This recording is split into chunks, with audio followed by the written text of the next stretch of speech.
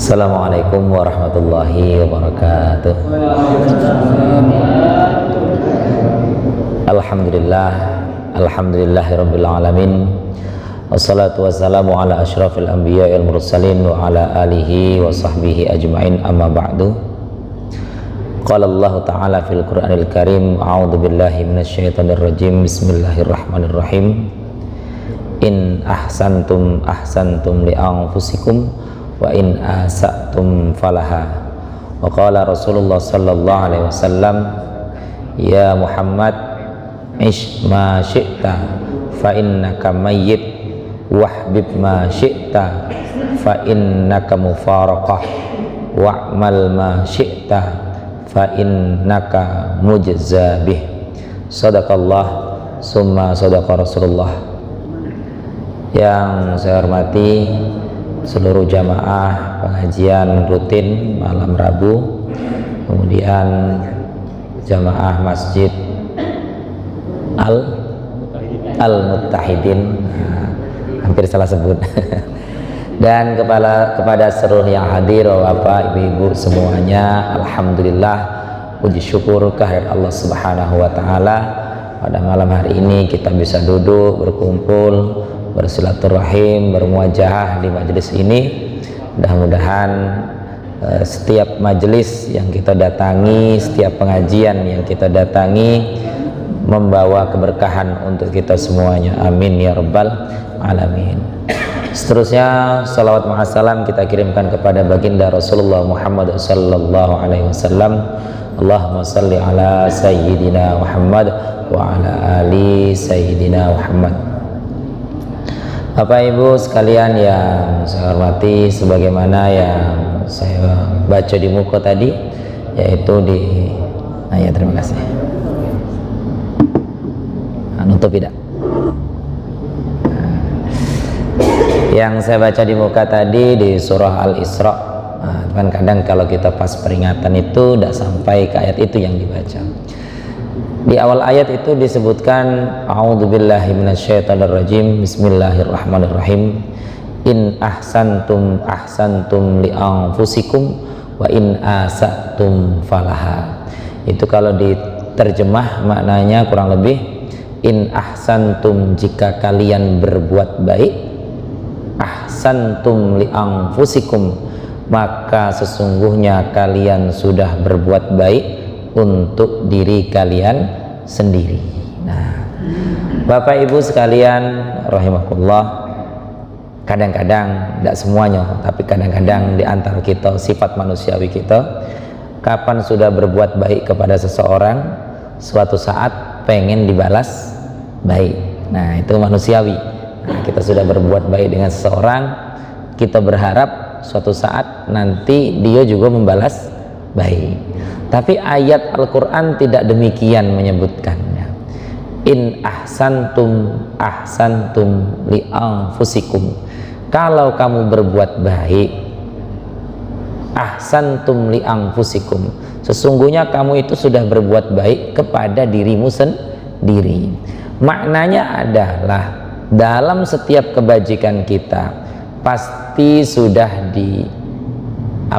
sudah dihitung oleh Allah Subhanahu wa taala, pasti sudah dibalas oleh Allah Subhanahu wa taala. Maka kita bersyukur kepada Allah, ya, bisa terus giat beramal baik, bisa terus beribadah, bisa terus menolong orang, bersedekah semampu kita, berbuat kebajikan semampu kita, dan kita tidak perlu membanding-bandingkan, karena dalam ayat lain juga disebutkan ittaqillah mastata'tum.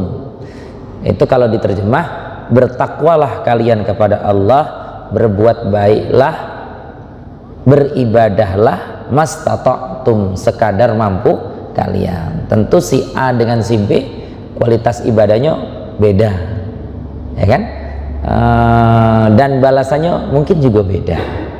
Maka ayatnya tidak dipukul rata, tidak disamakan, tapi mastata'tum, sebatas seukur mampu masing-masing dari kita lah. Nah itu Bapak Ibu sekalian rahimakumullah, Jadi kalau kita berbuat baik, sesungguhnya baik itu untuk kita sendiri, maknanya pasti dibalas oleh Allah. Jangan ragu, jangan mikir-mikir, karena dalam ayat lain juga disebutkan apa? Faman ya'mal misqala dzarratin khairan yarah. Kalau kamu berbuat baik sekecil apapun, khairan yarah, pasti nanti kamu akan menyaksikan balasannya. Dilanjutkan ayatnya, kalau kamu berbuat buruk sekecil apapun, faman ya'mal misqala dzarratin syarran yarah, ya, sekecil apapun keburukan kita, ya pasti ada hitungannya. Nah itu di zaman-zaman viral sekarang ini, ya kita ya harus kayak mana namanya, harus lebih mempertebal, memperkokoh keimanan kita masing-masing. Karena kadang-kadang, mohon maaf, di akhir zaman seperti sekarang, kalau kita berbuat baik tidak ada yang menyaksikan, merasa kurang apa Pak? Kurang afdol. Nah ya, kita berbuat baik kok tidak ada yang menyaksikan, kurang afdol rasanya. Nah, itu penyakitnya. Betul lah, nanti di live dan seterusnya syiar menjadi penyemangat, tidak masalah. Tapi kadang-kadang di sisi lain kita belum pandai menata hati kita, ya. Berbuat baik kalau tidak ada yang menyaksikan merasa kurang lengkap, kurang sempurna. Nah ini yang harus kita kita tata hati kita. Dilanjutkan ayatnya, wa in asatum falaha. Kalau kamu berbuat buruk, falaha, maka keburukan kamu itu juga pasti ada hitungannya, ada balasannya. Kapan? Seperti yang sering saya sebutkan di majelis-majelis, adalah surah yang sering kita baca, surah Yasin. Al yauma nakhtimu ala afwahihim wa tukallimuna aydihim wa tashhadu arjuluhum bima kanu yaksibun. Nanti di suatu hari akan ada apa? Nakhtimu ala afwahihim, mulut-mulut kita dikunci, ya kan? Surah apa tuh? Surah Yasin. Nah iya, sering kita baca, al yauma nakhtimu ala afwahim, nanti mulut-mulut kita terkunci. Wa tukallimuna aydihim, tangan kaki kita, tangan akan berbicara. Wa tashhadu arjuluhum, kaki kita akan menjadi saksi. Bima kanu yaksibun, terhadap apa-apa yang pernah kita upayakan, terhadap apa-apa yang pernah kita usahakan selama kita di dunia. Kadang-kadang Bapak Ibu sekalian, ya saya pribadi, nggak nyebut siapa-siapa, nggak nyebut saya pribadi, ketika manusiawi kita timbul, misalnya rasa jengkel, rasa mangkel, pernah didolimi, pernah dirugikan, pernah dipeloloi atau apalah sejenisnya, pasti masing-masing kita pernah, dengan kadar masing-masing. Kadang-kadang kalau sudah timbul puncaknya, ya Allah, saya rasa tidak sabar pengen nengok kiamat. Ngapa?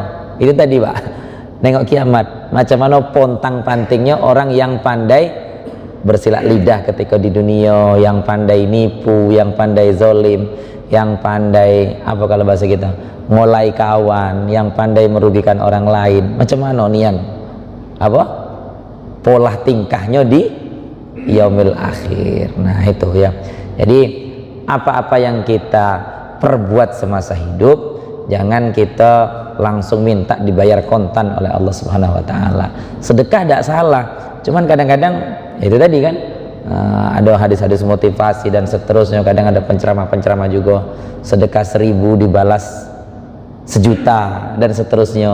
Nah, jadi kita sedekahlah pagi-pagi subuh Pak ya, 1.000, 10.000, ditunggu sampai duhur, tunggu sampai asar, tunggu sampai maghrib, mana balasannya tidak muncul-muncul. Nah ini, kadang-kadang rasa-rasa seperti itu yang menggoyahkan iman kita, ya. Yakin dari setiap apa yang kita berbuat pasti ada hitung-hitungannya. Bismillahirrahmanirrahim. Hadis yang saya baca tadi, ya Muhammad isma syi'ta, ya Muhammad, wahai Muhammad, maksudnya Nabi Muhammad. Jadi kalau kita belajar usul fikih, apa yang berlaku kepada Nabi itu juga berlaku kepada umatnya, kecuali ada namanya ibadah khususiyah. Nah, ini kalau kita belajar usul fikih, jadi ada ibadah-ibadah yang memang berlaku khusus kepada Nabi, kita tidak bisa niru. Nah, contoh, kalau dalam usul fikih itu apa namanya, nikahnya Nabi melebihi 4 istri, 4 perempuan. Nah, ya kan?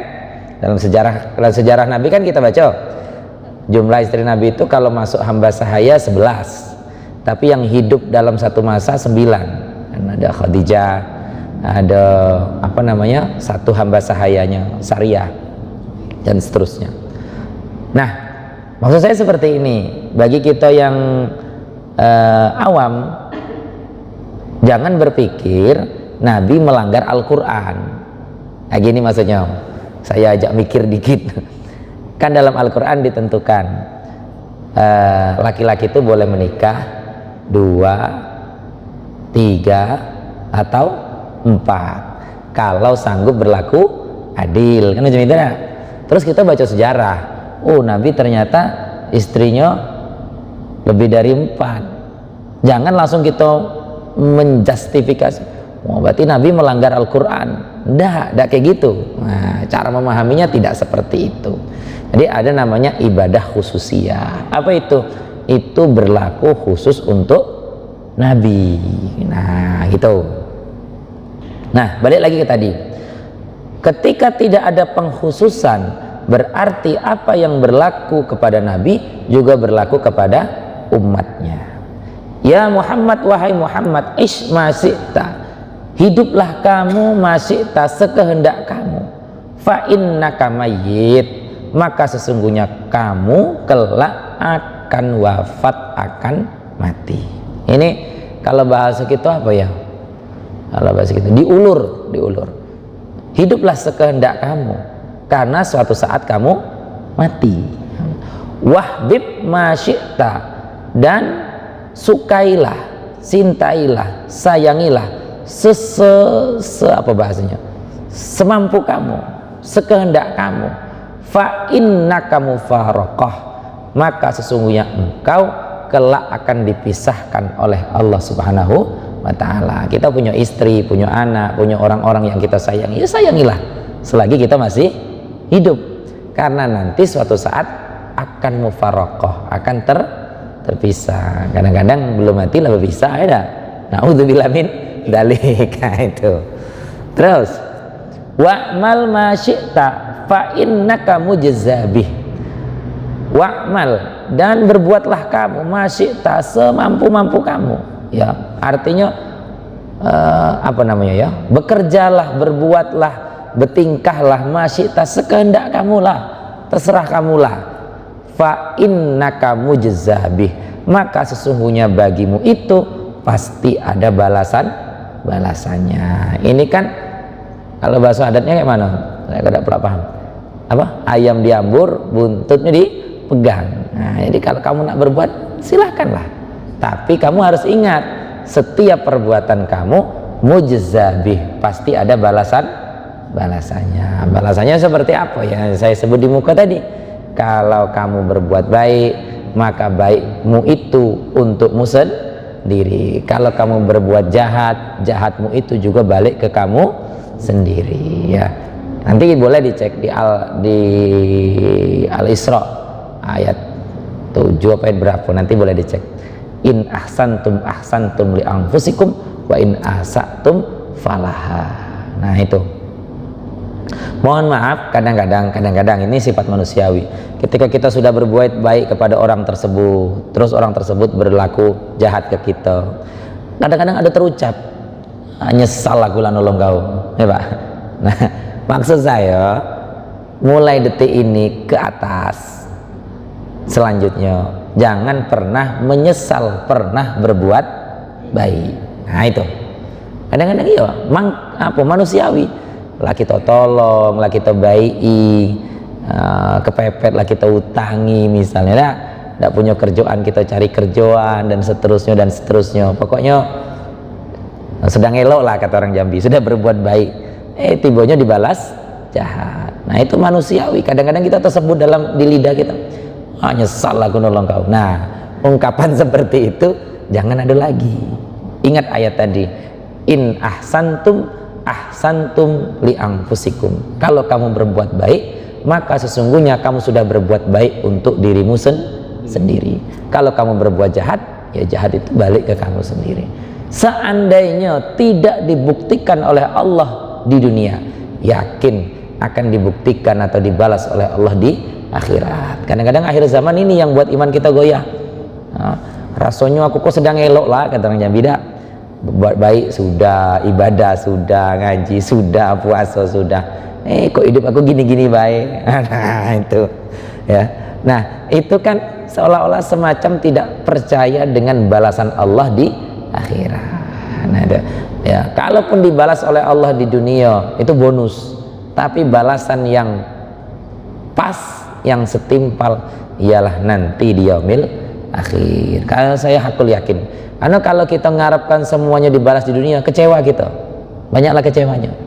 Nah, sudah itu ada lagi cerita aulia, cerita para wali. Jadi setiap sedekah dibayar oleh Allah, dibalas. Sedekah dibalas, sedekah dibalas. Kalau kita senang, misalnya sedekah jam subuh, 100.000, zuhur diantar orang 1 juta misal nih.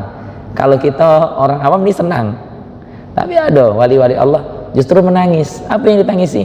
Ya Allah, kenapa semua kebaikan aku dibalas di dunia? Apa ada, apa tidak lagi nanti balasannya di akhirat. Nah, orang-orang soleh mikirnya kayak gitu. Nah, beda dengan kita kan, berbuat baik jam 6, jam 7 itu nak ngarep balasannya lah. Nah, itu ya.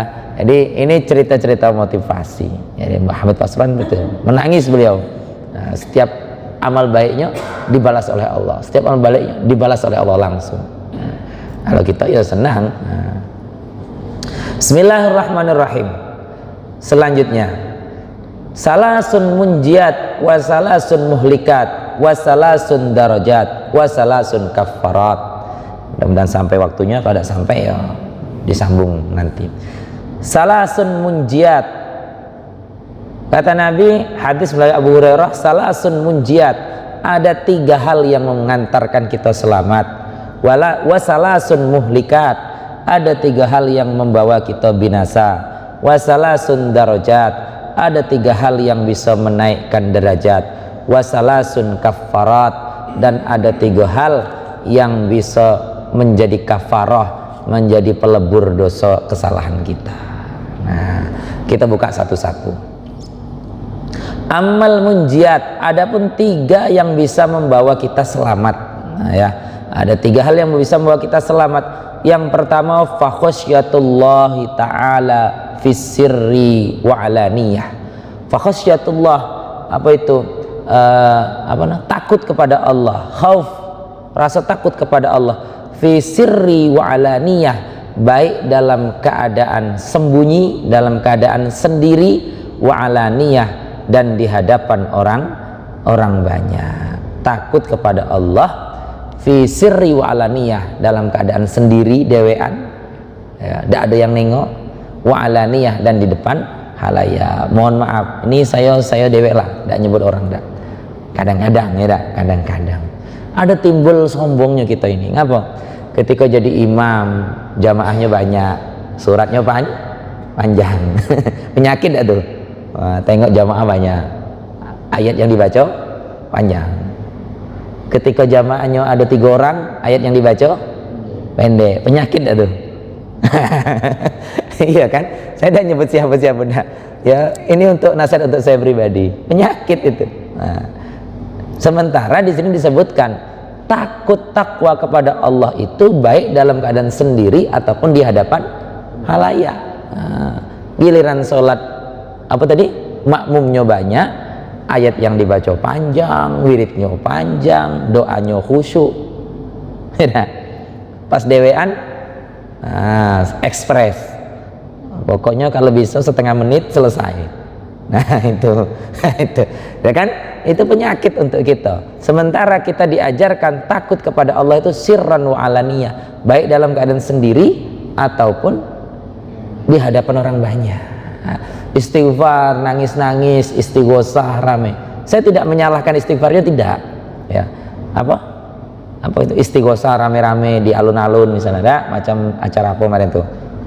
Sampai kita terbawa tahanyut, ikut nangis dan seterusnya. Pertanyaan saya satu, sanggupkah dalam keadaan sendiri khusyuknya seperti itu juga. Nah, sanggupkah kita dalam keadaan sendiri khusyuknya, penghayatannya seperti di hadapan orang banyak itu? Sulit ya. Kalau dewe itu bawaannya nak cepat dulu. Nah, itu kalau apa megang mic macam saya inilah, megang mic, nah, jamaahnya banyak, khusyuk, nah itu penyakit. Nah itu bukan istighfarnya yang salah, tidak, tapi hati kita yang perlu kita tata. Nah, jangan kalau macam itu tidak usah datang lagi lah. Kalau majelis ramai ya salah lagi, 2 kali salahnya. Nah itu sirran wa alaniyah, sama di masjid di hadapan orang ramai kita takwa, tidak nak nipu dan seterusnya. Ketika dewean, bukan saya mengatakan bapak-bapak penipu, ndak, artinya kadang-kadang pas dewean itu hati kita bergejolak kan, alah tidak ada yang nampak juga. Tidak ada yang tahu juga. Nah itu penyakit. Nah kemudian mohon maaf, kadang-kadang ada di antara kita menganggap Allah itu cuma ada di masjid. Kayak gini maksud saya, pas di masjid khusyuk ibadahnya, jujur dan seterusnya, pas sampai ke tengah pasar gawe lamo balik lagi. Nah itu maksud saya, artinya hal-hal seperti itu perlu kita tanamkan. Allah itu yo ada di masjid, yo ada di pasar, yo ada di kantor, yo ada di mana-mana. Nah, jangan kita berpikir Allah itu masjid rumah Allah. Kau nak khusyuk, saya kan pernah Pak diomongin orang, kau nak ceramah ke masjid be. Pernah ada Pak dengar ucapan seperti itu? Kau nak ceramah ke masjid be. Nah, kantor kok tempat orang kerja. Nah, maksudnya itu kau nak ngakal-ngakali dikit nu tidak apa-apa lah kalau di kantor. Kau di masjid jangan. Nah, artinya pola pikir yang seperti itu harus kita dandani, harus kita baiki. Allah itu tidak cuma ada di masjid, di kantor yo ada, di tempat kerja yo ada, di mana-mana yo ada. Iya Pak, kadang-kadang kita disebut betul, misalnya kita mau mengingatkan kawan misalnya, nah, kita pula dibentaknya, kau nak ceramah ke masjid be. Ya pernah dengar macam itu Pak ya? Nah, sini nih tempat orang kerja, padahal kita ngajak kepada hal yang benar, ngajak kepada yang baik. Nah itu. Bismillahirrahmanirrahim. Yang kedua, wal qasdu fil faqri wal ghina wal adl wal qasdu. Kemudian yang kedua adalah ada bisa menempatkan diri, ya, bisa mengatur, bisa menghemat, ya, fil faqri wal ghina, dalam keadaan fakir miskin, dalam keadaan kaya. Artinya kalau bahasa kita jangan nampak amat. Sedang susah ya biasa, sedang lapang ya biasa. Kadang-kadang ya saya pribadi lah atau kita di antara kita bisa dibaca oleh orang. Kalau kata kalau lagi duit banyak langkahnya ringan. Lagi duit banyak langkahnya ringan. Kalau lagi tidak punya duit, duduk lah di bucu masjid, istighfar, baca waqiah dan seterusnya. Nah, maka di sini diajarkan yang bisa menyelamatkan kita itu al-qasdu fil faqri wal ghina, bisa mengatur dalam keadaan fakir ataupun dalam keadaan kaya, dalam keadaan susah ataupun dalam keadaan senang. Ya biasa be. Kalau sedang fakir jangan nampak amat. Kalau sedang kaya ya jangan nampak amat. Ya standar-standar saja. Ya. Begini logikanya. Misalnya kita sedang banyak masalah, kita cerita sana sini ngeluh. Itu orang yang kita ajak cerita tidak semuanya simpati dengan kita, ya kan? Apakah kita dengan cerita sana sini terus bala bantuan datang misalnya, atau langsung ketemu solusinya? Kalau tidak di tangan orang yang tepat, tidak juga lah, ya. Jadi dari sekian banyak kawan kita cerita, kawan kita tempat cerita kita tadi, mungkin ada sebagian yang senang apa Pak? Senang nengok kita susah, lantaklah kau. Itu ya, artinya pandai-pandailah kita mengatur, ya sederhana saja, ya. Lagi susah ya kayak gitu, lagi senang kayak gitu. apakah dia sedang banyak duit atau sedang banyak utang, ya biasa baik. Nah itu. Kemudian selanjutnya lagi yang ketiga, wal adlu fir ridha wal ghadab, bisa berlaku adil, bisa menempatkan diri ketika dalam keadaan senang atau dalam keadaan ghadab, dalam keadaan marah. Pernah ada Pak nengok orang yang seketika itu wajahnya bisa berubah, ngadep ke sini dia marah-marah karena ada masalah. Ketika dengan kawan apa kok tadi CS-nya langsung 180 derajat, balik ramah, balik senang. Pernah? Tidak pernah Pak ya? Kalau saya pernah. Jadi ketika dia hadap ke sini, malah mukanya merah, emosi dan luar biasa. Begitu dia balik badan, langsung berubah drastis, apa sok ramah dan seterusnya, perasa orang paling baik. Nah, maka di sini diajari yang bisa menyelamatkan kita itu adil, artinya ya standar saja ya. Kalau sedang marah ya jangan terlalu dinampakkan marahnya, kalau sedang senang ya jangan, ya standar saja lah. Nah, jangan seperti yang saya bilang tadi, pas noleh ke kiri marah, mukanya merah dan seterusnya, karena dengan orang yang dijengkeli tadi. Begitu balik badan ketemu orang yang disenangi tadi, atau dia pernah merasa berutang budi dan seterusnya, punya harapan ditolong dan lain sebagainya, langsung ramah-ramah dan seterusnya. Nah, Islam tidak mengajarkan demikian. Artinya antara marah dan senang ya standar saja, datar ya. Nah itu.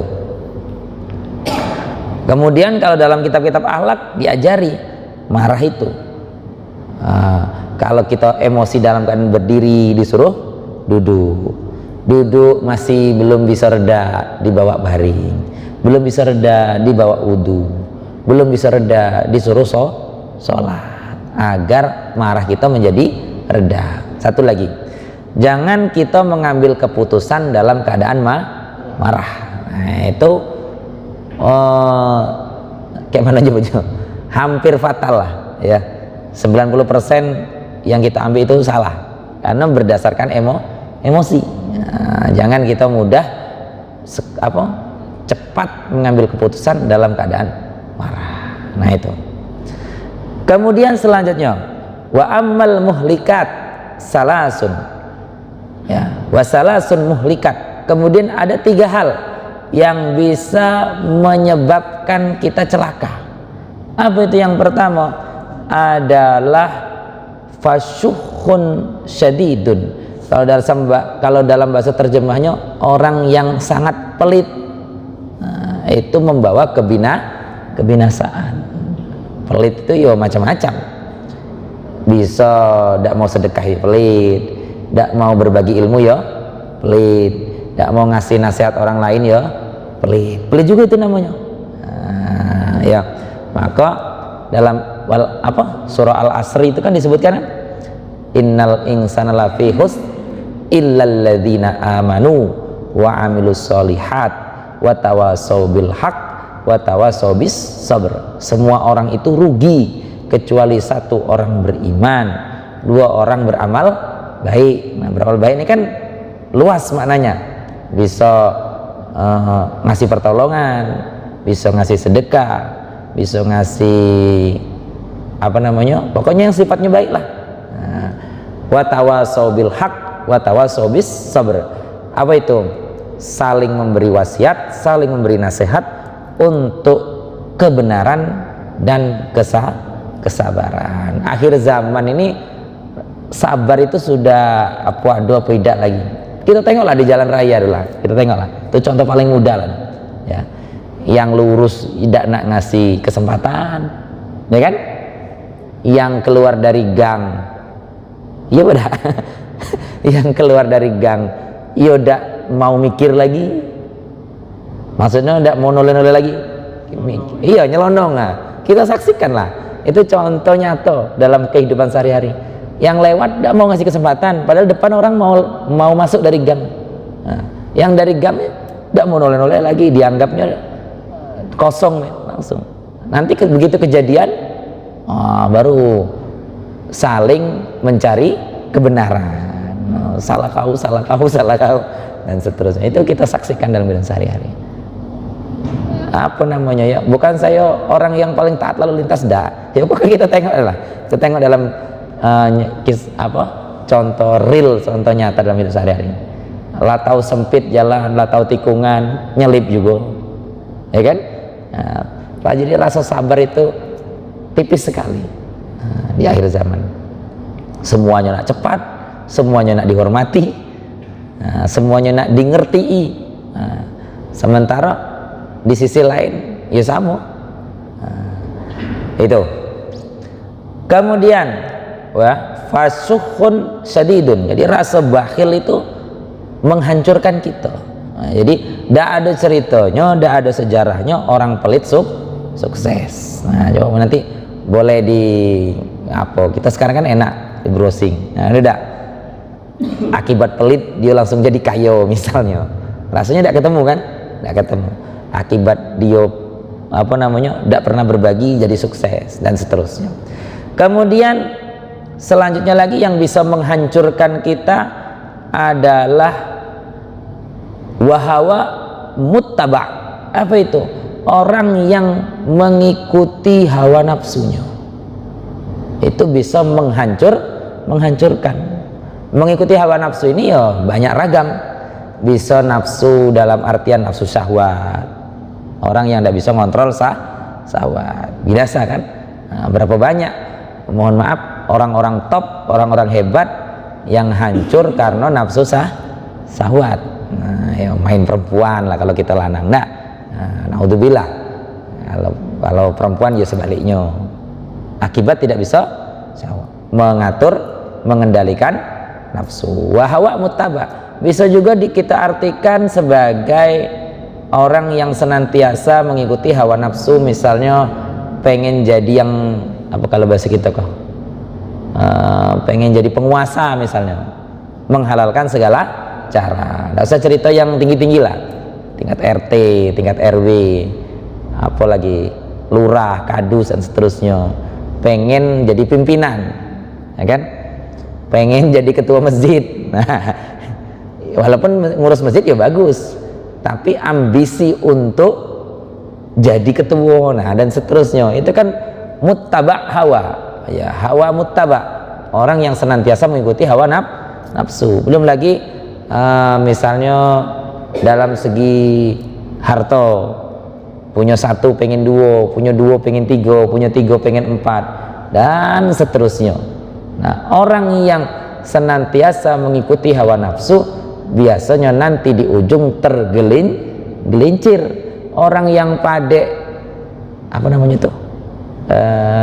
kalau bahasa kita orang yang lincah lah kan, orang yang niti nanti tergelincir di titian dia dewek lah, tergelincir di ucapannya sendiri. Maka saya pribadi ya takut juga ya, saya ngomong kayak gini kan, walaupun niat kita baik dan seterusnya, maka berlindung kepada Allah, tergelincir oleh ucapannya sendiri.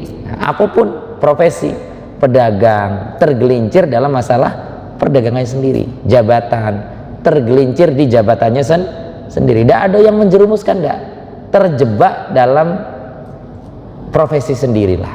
Nah, itu akibat apa? Akibat mengikuti hawa nafsu. Nah, itu nafsu untuk jadi pimpinan, nafsu untuk jadi yang nomor satu, nafsu untuk bisa naik pangkat dan seterusnya. Kalau misalnya kita pedagang ya nafsu nak menguasai konsumen, pelanggan dan seterusnya, dan seterusnya.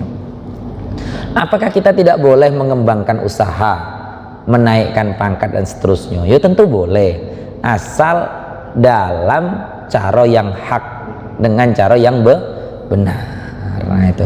Jadi kan agama ini kan ngajarkan kita untuk bahasa kita tuh, bisa memilah ini salah, ini benar, ini salah, ini benar. Bahkan dalam Husnul Hamidiyah, karena saya juga ngajar tauhid, di Husnul Hamidiyah itu seperti ini penjelasannya. Bapak boleh percaya boleh tidak, tapi keterangan ulama itu seperti ini. Misalnya nih, di usia 40 atau 50 tahun kita ditakdirkan kaya raya, itu kita boleh pilih cara kanan atau cara kiri. Kata apa namanya di kitab Husnul Hamidiyah itu, tauhid itu, kita boleh pilih cara kanan cara kiri. Artinya apa? Kita sudah ditentukan oleh Allah di umur 50 itu kaya raya misalnya. Mohon maaf lah yang umurnya lebih 50 ini kan contoh baik dah. Mau 60 70 silakan. Misalnya seseorang ditakdirkan oleh Allah di umur 50 kaya raya. Kamu boleh pilih cara kiri, boleh pilih cara kanan. Apa maksudnya? Bahwasanya kita sudah ditetapkan oleh Allah di umur ke-50 tahun itu kita sukses. Kita pakai cara kanan, jujur, tekun, ulet dan seterusnya. Pada titik umur yang ditentukan oleh Allah 50 tahun kita sukses. Terus kita pilih cara kiri, orangnya tidak sabaran, Pak. Tidak sabaran. Tadi mengikuti hawa nafsu tadi dengan cara meloloi, apalagi cara ngerot, cara nipu, cara menjilat, ada lagi naudzubillah apa kalau bahasa itu ngambil pesugihan dan seterusnya. Misalnya kan nanti di titik 50 ya kaya juga. Nah, dalam tauhid itu sampai seperti itu penjelasannya. Jadi tergantung kita lah. Jadi sama dengan itu tadi. Misalnya contoh, saya ganti contohnya. Misalnya si fulan ini berjodoh dengan si fulanah, dengan perempuan ini berjodoh. Boleh pilih cara kiri, boleh pilih cara kanan. Seandainya si fulanah perempuan itu sudah pasti jodoh seseorang, enggak? Itu kan sudah punya istri cuman. Jodoh seseorang tersebut, dia pilih cara kanan. Apa itu? Dengan cara yang benar lah ya. Artinya mendekatkan diri pada Allah, minta kebaikan dan seterusnya, ta'aruf dan seterusnya. Ya ketemu di umur sekian. Pakai cara kiri. Apa kalau bahasa Bang? PDKT. Ada lagi yang cara yang lebih ekstrim lagi. Apa? Pakai ilmu pelet dan seterusnya misalnya. Nanti di titik umur sekian ya ketemu. Itu. Jadi tinggal keimanan kita lah lagi. Ya, bahwasanya segala sesuatu itu ditentukan oleh Allah Subhanahu wa taala. Tadi boleh pilih cara kiri, boleh pilih cara kanan. Misalnya kalau kita pakai contoh yang ekstrim lagi, di tahun sekian jadi bupati atau jadi gubernur misalnya, pakai cara kiri atau cara kanan. Tapi kita harus tahu bahwasanya itu sudah ditakdirkan, ditentukan oleh Allah. Hanya saja kadang kita tidak sabar pakai cara yang kanan, akhirnya pilih cara kiri. Itu. Kemudian dilanjutkan, wa'ijabul mar'i binafsih. Ya. Jadi 3 yang membuat kita hancur. 1, sangat pelit dalam segala hal. 2, mengikuti hawa nafsu. Yang ketiga adalah i'jabul mar'i binafsih, mengagumi kehebatan dirinya sendiri. Itu kagum dengan dirinya sendiri. Apa kalau dalam istilah akhlak itu? Ujub ya. Kagum dengan diri sendiri. Itu yang buat kita hancur, merasa paling hebat, merasa paling top dan seterusnya. Orang tidak nak belajar, itu apalah yang disebut itu itulah. Ada lagi Pak, penyakit pemateri macam saya ini ya. Apa penyakitnya? Kalau orang sering ngomong tuh biasanya malas dengar. Orang yang sering ngomong biasanya malas dengar, ngeremeh. Naudzubillah min dzalik. Maka kita berlindung kepada Allah. Jadi ujub, bangga, itulah yang membinasakan kita sendiri. Tidak mau lagi dengar nasihat orang, tidak mau lagi belajar ya. Kita tidak tahu ilmu itu bisa datang dari mana saja. Kadang-kadang kita dapat hikmah, dapat pelajaran bisa jadi dari anak kecil, bisa jadi mungkin mohon maaf orang yang strata sosialnya di bawah kita, mengajari kita, mengajari secara tidak langsung.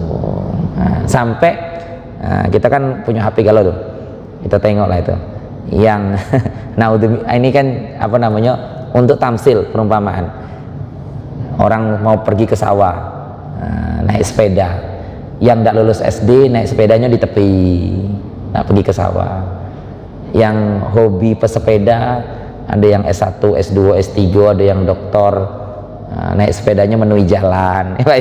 Nah, lihat gak di sosial media? Jadi yang orang pendidikannya tinggi, gaya berkendaranya seperti orang yang tidak lulus sekolah, yang sekolahnya tidak lulus SD, malah dia rapi, tahu mana jalurnya, tidak mengganggu orang lain. Nah, itu kan memberi pelajaran untuk kita. Ternyata status sosial itu tidak menjamin apa yang diperbuat itu selalu benar. Nah, itu Bapak Ibu sekalian yang dirahmati oleh Allah, nengok waktunya sudah hampir masuk Isya. Jadi saya ulang dari atas, ada 3 hal yang bisa menyelamatkan kita. 1, takut kepada Allah, baik dalam keadaan sendiri ataupun dalam keadaan di depan orang banyak. Yang kedua, kita bisa mengatur meskipun dalam keadaan lapang, meskipun dalam keadaan fakir. Yang ketiga, kita punya rasa yang adil, artinya ya standar-standar saja, meskipun dalam keadaan marah atau dalam keadaan senang. Jangan nampak amat dengan orang yang kita butuhkan, kita menundukkan diri dan seterusnya. Kemudian selanjutnya lagi adalah apa tadi? Yang 3 yang bisa menghancurkan kita. 1, punya sifat sangat pelit. Yang kedua, mengikuti hawa nafsu. Yang ketiga, kita kagum dengan diri kita sendiri. Itu bisa menghancurkan kita. Saya ulangi sekali lagi, yang terakhir tadi, jangan pernah menyesal pernah berbuat baik. In ahsantum li anfusikum wa in asatum falaha. Meskipun orang yang kita baiki jahat dengan kita, jangan pernah nyesal, pasti nanti dibalas oleh Allah. Mudah-mudahan kita sekalian diberi kebaikan oleh Allah, bisa terus menambah amal kebajikan kita kapanpun, dimanapun, ya. Amin ya rabbal alamin. Ahlul kalam, wassalamualaikum warahmatullahi wabarakatuh.